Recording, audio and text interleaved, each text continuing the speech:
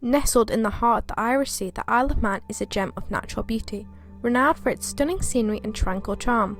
Home to the world-famous Isle of Man TT, where the roar of motorbikes echoes through the hills each summer. This island has long been a haven for adventure seekers and nature lovers alike. In the early 1970s, the Isle of Man was poised to become an even greater tourist destination. The Summerland leisure complex was heralded as a cutting-edge attraction, promising year-round entertainment and modern amenities. But this visionary progress would soon be marred by tragedy. On the night the 2nd of August 1973, a devastating fire swept throughout Summerland, turning a place of joy into a scene of horror. Join us as we explore the history, the beauty, and the resilience of the Isle of Man in the face of one of its darkest days.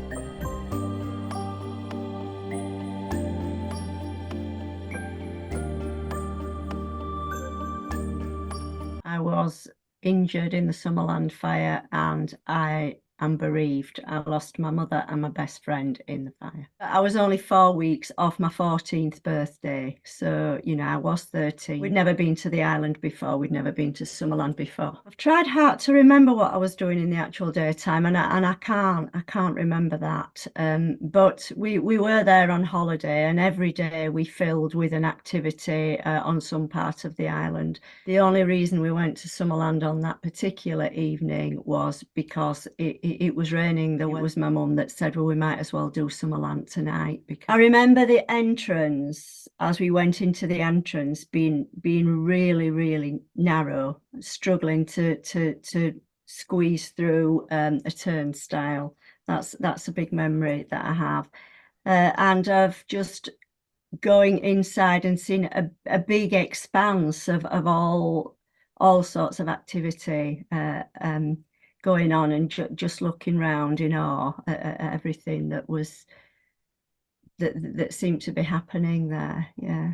My mum had gone. To this the sunbed place as we first went in, and Jane and I had walked around a little bit. The plan was that we were going to meet her coming out of there, so we were just on that level, which was a few levels up, waiting for my mum to come out. That bit was closed off, so we couldn't see in, we couldn't see her or anything. We were just standing, looking down on. There was like a balcony looking down onto the main auditorium floor. There was a guy playing the organ. We were listening to the music, and the first thing we knew was a sense of unrest. A sense of unrest down below. People were not very happy, and Jane and I were looking at each other, wondering what was happening. And then there was an announcement came saying, "There's nothing to worry about. Nothing to worry about. Everybody stay where you are." I don't know what he said. But basically, there's nothing happening here. Just carry on. And Jane and I just thought, okay, it's all right then. We were children. An adult that told us that there was nothing to fear and nothing was happening.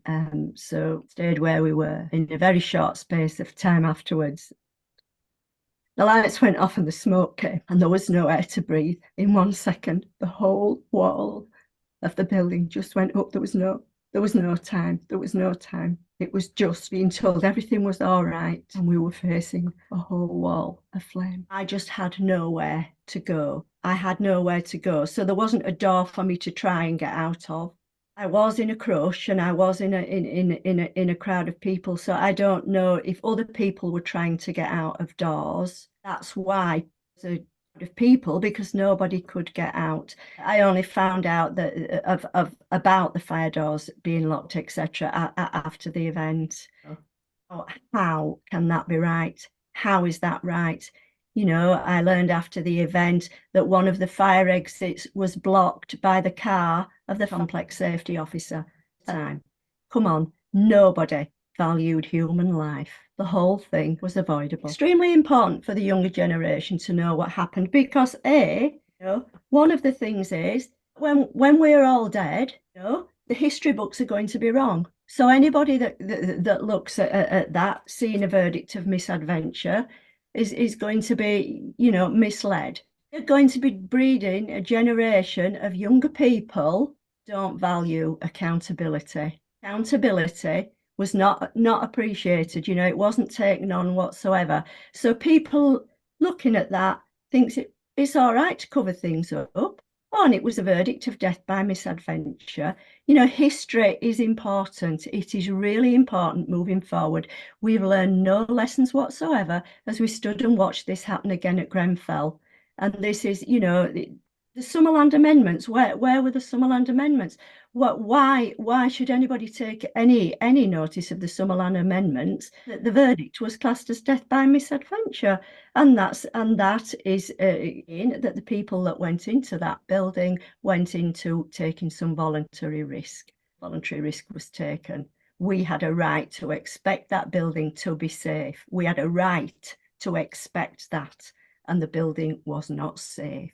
You know, it's important because of the future of fire safety in general. There needs to be a memorial on that site. Now, it's difficult for me to speak out in here because I don't live on the island. You know, I'm not an islander. I don't live there. I'll never live there, you know, and I, you know, feel as though I don't really want to visit it that often. But the Summerland site is another insult. You know, look at it. Look at it. You know, this is what we've got to in a testament to 50 people that lost their lives. And 50 people didn't lose their lives peacefully. I know exactly how lives were lost. I was in there, you know. They lost their lives in fear, in terror, and in pain and in panic.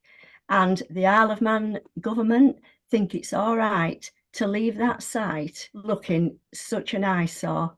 You know, it's such an insult, and there should be some sort of remembrance there. You know, be that a garden, be that a peaceful place, something in memory of our loved ones. The memorial that is there has been planked in the Kew Gardens is poor. It's insulting.